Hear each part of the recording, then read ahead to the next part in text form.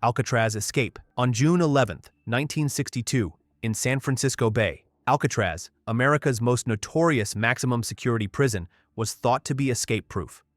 But that night, Frank Morris, an inmate with an IQ said to be in the top 2%, teamed up with brothers Clarence and John Anglin, both serving time for bank robbery, to attempt the impossible. For months, they had chipped away at the walls of their cells with sharpened spoons and improvised tools, hiding the damage behind painted cardboard. To deceive guards during nightly bed checks, they crafted papier-mâché heads from soap, toilet paper, and hair collected in the prison barbershop. Their greatest innovation was a raft and life vests stitched together from more than 50 stolen raincoats, sealed with heat and glue. Late that night, the three men slipped through their tunnels, climbed a utility corridor, and reached the prison roof. They carried their homemade raft to the shoreline, launched into the freezing waters of the bay, and vanished. By morning, Alcatraz guards discovered the ruse. A manhunt by air, sea, and land recovered paddles, a wallet, and fragments of the raincoat raft. Yet the escapees were never found. In 1979, the FBI closed its case, declaring the men drowned. Still, alleged sightings, family accounts, and even a 2013 letter claiming survival suggest another possibility: that Morris and the Anglins outsmarted the Rock and disappeared into history's most enduring prison mystery, the Great Escape. On March 24, 1944, Stalag Luft III, a German prisoner of war camp built to hold captured Allied airmen. That night, 76 men slipped into the darkness through a tunnel known as Harry, one of three painstakingly dug passageways nicknamed Tom, Dick, and Harry. Months of preparation had gone into the plan: forged papers, stolen supplies, and civilian disguises, all designed to outwit Nazi guards. By dawn, the largest breakout of World War II was underway, but the odds were brutal. Within days, 73 of the escapees were recaptured. On Adolf Hitler's orders, 50 of them were executed, a war crime that shocked the world. Only 3 men truly made it to freedom: 2 Norwegians who reached Sweden and a Dutch pilot who returned to Britain. The Great Escape remains one of history's most daring acts of resistance, a story of ingenuity, sacrifice, and the unbreakable will to defy captivity. Pascal Payet. On October 12, 2001, in France, convicted armed robber and murderer Pascal Payet stunned authorities when accomplices hijacked a helicopter and landed it inside Luynes prison. Payet and fellow inmate Frédéric Impako climbed aboard and soared to freedom. He was recaptured the following year, but his defiance only grew stronger. On April 14, 2003, Payet orchestrated another helicopter escape, this time for 3 fellow prisoners from the very same prison. Courts later added years to his sentence: 6 for his 2001 escape and 7 for the 2003 breakout, yet he remained undeterred.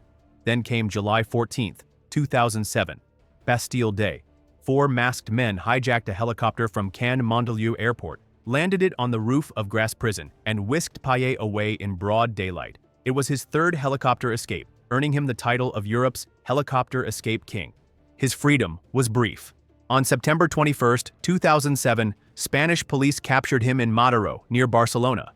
Returned to France weeks later, Payet was hit with new sentences: 15 years for armed robberies committed while on the run, and 5 more for his 2007 escape. Today, his name remains synonymous with the most audacious prison breakouts in modern history. By the way, I'm going to be posting a lot more interesting videos on the channel. I'll greatly appreciate it if you could show support by liking this video and subscribing to the channel. Thank you. El Chapo's tunnels. On July 11, 2015, Joaquin Guzman, widely known as El Chapo, leader of the Sinaloa cartel, vanished from Altiplano, Mexico's most secure prison. Convicted for decades of drug trafficking and violence, he stunned the world when guards found his cell empty. Beneath his shower floor was a hole leading to a mile-long tunnel, 10 meters underground, nearly 6 feet high, and wide enough for a man to run. It wasn't crude. It had lighting, ventilation, and even a modified motorcycle on rails to speed his escape. The tunnel stretched to a construction site where Guzman disappeared into the night. The daring operation humiliated Mexican authorities and fueled his legend. But 6 months later, on January 8, 2016, Marines stormed a safe house in Los Mochis, Sinaloa. After a firefight and another failed dash through a tunnel, Guzman was captured. The following year, he was extradited to the United States, where he now serves a life sentence without the possibility of escape. The Maze Prison Escape. On September 25, 1983, in Northern Ireland. At HM Prison Maze, once called Europe's most secure jail, 38 provisional IRA prisoners launched the largest escape in British history. That afternoon, armed with 6 smuggled pistols and knives, inmates working as orderlies seized control of H Block 7. Guards were overpowered, hostages taken, and in the chaos, Officer James Ferris was stabbed and later died of a heart attack. 20 others were injured, beaten, stabbed, or shot. At 3:25 p.m., the prisoners hijacked a food delivery lorry. With one gunman threatening the driver and others packed inside, they rammed through the inner gates. By 4 p.m., they had forced their way past the gatehouse and abandoned the truck, scattering over fences as alarms rang. 19 were quickly recaptured, but the rest vanished, some evading capture for years. The audacity of the breakout forced a government inquiry, exposed deep security flaws, and left the Maze prison forever marked by the day its walls were breached. Texas 7, December 13, 2000. At the John B. Connolly Unit in Kennedy, Texas, 7 inmates launched one of the most daring prison escapes in U.S. history. Led by George Rivas, the group overpowered guards and civilian workers during a maintenance detail, stealing uniforms, cash, and an arsenal of weapons.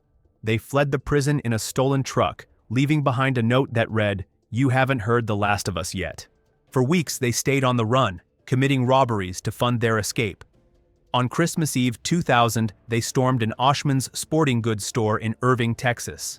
When police officer Aubrey Hawkins responded, he was ambushed and shot multiple times, killed instantly in the parking lot. His death turned their breakout into a national manhunt. By late January 2001, their luck ran out. After being featured on America's Most Wanted, tips led authorities to Colorado, where 6 were captured. 1. Larry Harper killed himself before police could close in. The surviving 6 were all sentenced to death for Officer Hawkins's murder. George Rivas was executed in 2012, Donald Newberry in 2015, and Joseph Garcia in 2018. Michael Rodriguez had volunteered for execution in 2008.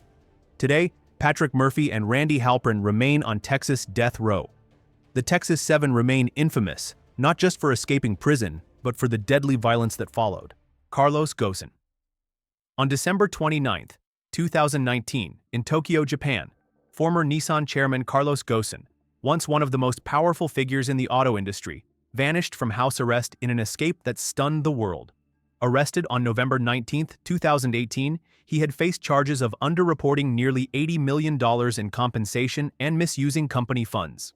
After 108 days in detention, he was released on bail on March 6, 2019, placed under constant surveillance, stripped of his passport, and confined to his home. But on that December night, a meticulously planned operation unfolded. A team, including former U.S. Green Beret Michael Taylor, entered his residence disguised as musicians. Ghosn climbed into a large, specially modified instrument case with hidden ventilation. From there, he was smuggled aboard a bullet train to Osaka, loaded onto a private jet, and flown first to Istanbul, then on to Beirut. By December 31st, he resurfaced in Lebanon, declaring he had fled what he called a rigged Japanese justice system. Japan swiftly issued Interpol red notices, his bail was forfeited, and his accomplices were later arrested and imprisoned. Yet in Beirut, protected by Lebanese citizenship and the absence of an extradition treaty, Carlos Ghosn remains a fugitive, living in exile, free and still defiant. Escape from Pretoria. In December 1979, Pretoria Central Prison in South Africa became the stage for one of the most daring escapes in history.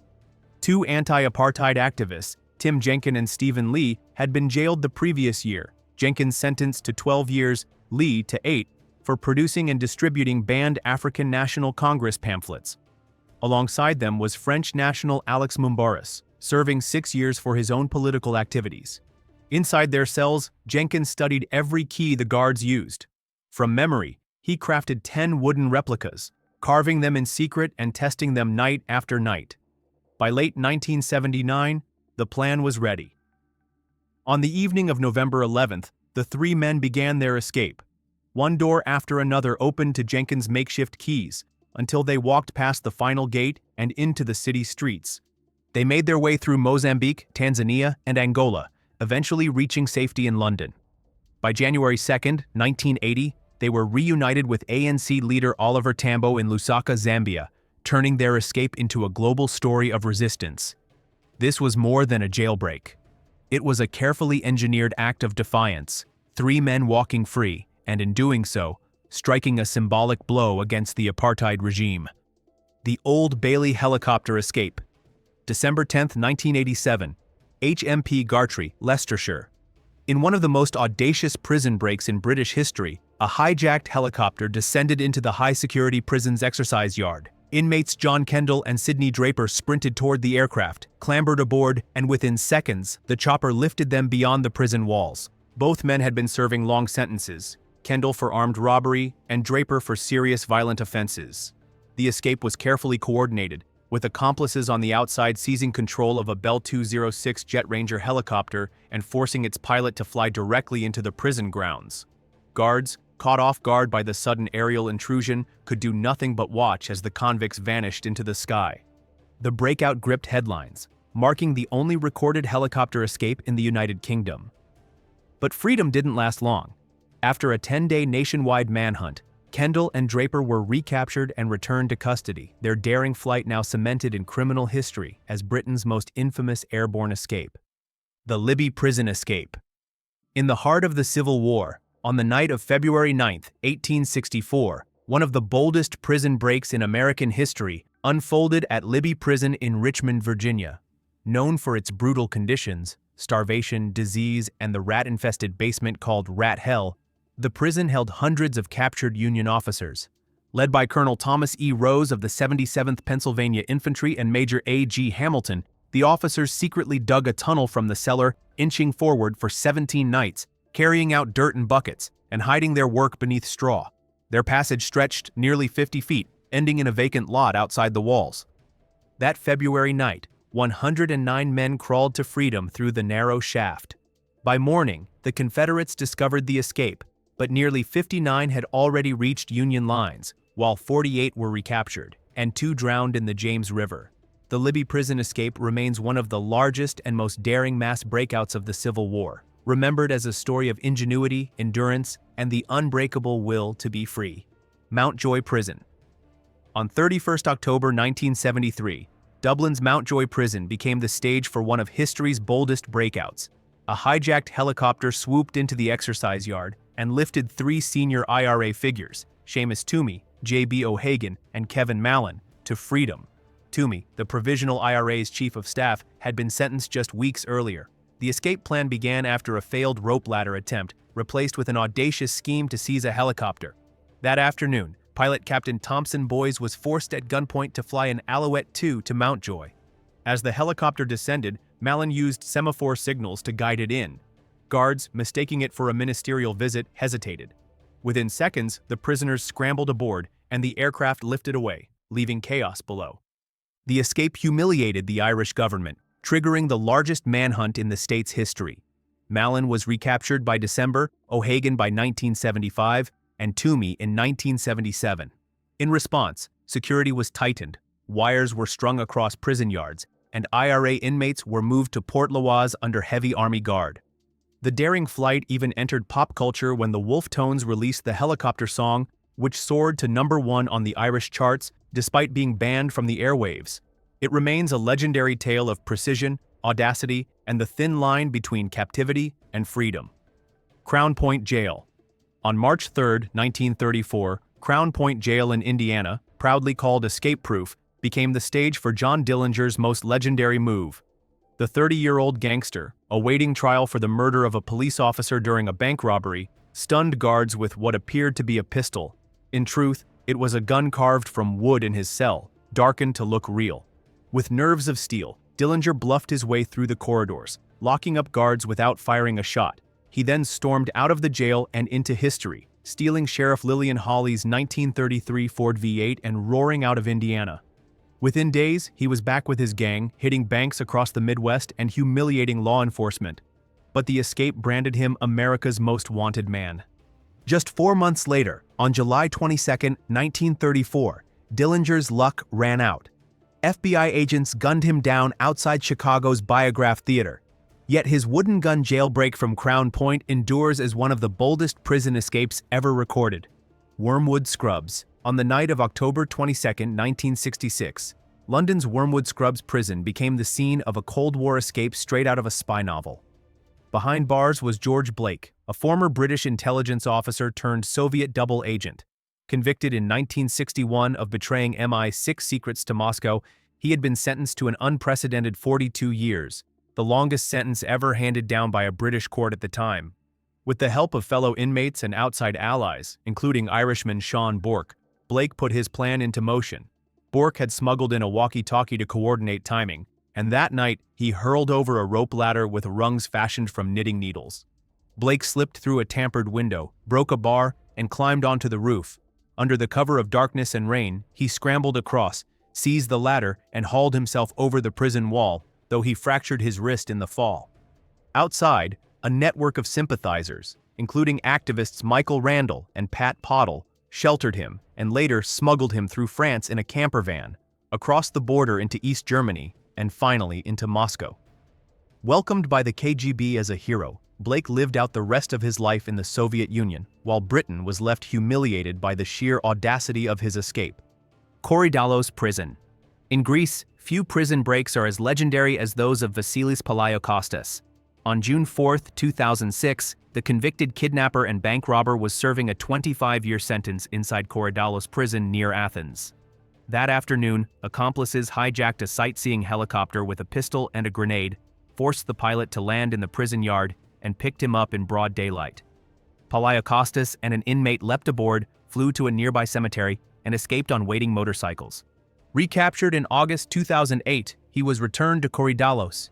But on February 22, 2009, history repeated itself.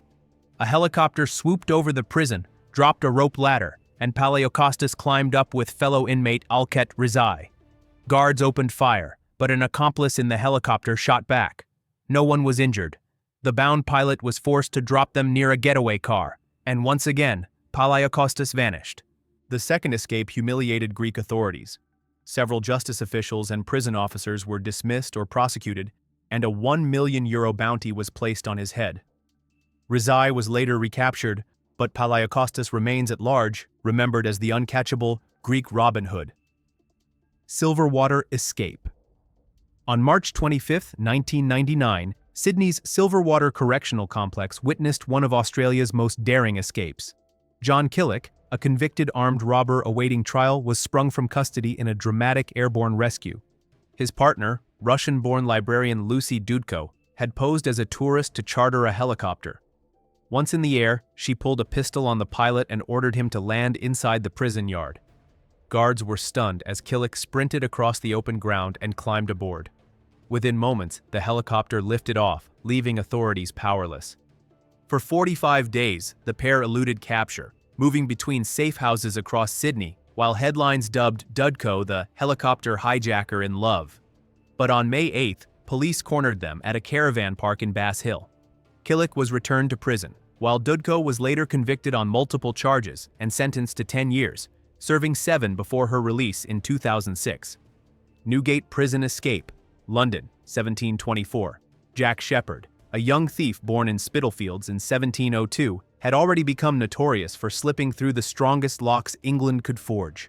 Arrested for burglary and sentenced to hang, he was locked inside the forbidding walls of Newgate Prison. But Sheppard would not stay caged. His escapes began earlier that year, first from St. Giles Roundhouse in April, then from the new prison in Clerkenwell that May. By August 31st, he slipped his fetters and fled Newgate itself. And on October 15th, in his boldest feat, he broke free once more, wrenching off irons, climbing a chimney, crossing the prison roof, and lowering himself down the walls while still shackled. London awoke to the legend of a man who could not be held. Yet fame carried a price. Captured again on November 1st, Sheppard was chained in Newgate's strongest cell. 2 weeks later, on November 16th, 1724, he was hanged at Tyburn before an enormous crowd. Though his life ended on the gallows, his daring escapes made him England's most celebrated outlaw of the age. Clinton Correctional Facility, June 6, 2015. At Clinton Correctional Facility in Dannemora, New York, 2 convicted killers, Richard Matt, serving 25 years to life, and David Sweat, serving life without parole, vanished from their adjoining cells. For weeks, the pair had secretly worked at night using smuggled hacksaws, drill bits, and other tools to cut through steel walls.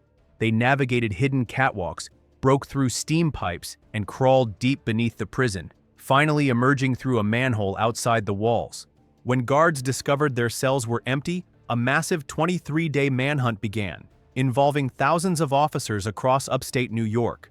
On June 26, Richard Matt was tracked down near Malone and shot dead by law enforcement. 2 days later, on June 28, David Sweat was spotted running near the Canadian border, shot and captured alive. Rayo prison escape. On July 1, 2018, France witnessed one of its most daring prison escapes. At the Rayo penitentiary near Paris, notorious gangster Redouane Faïd, serving time for armed robbery and a deadly 2010 heist, vanished in a scene straight out of a movie. Around 11:30 a.m., 3 heavily armed men hijacked an Alouette 2 helicopter after posing as flight students and forcing the pilot to cooperate. They flew straight into the prison courtyard, an area without overhead protection.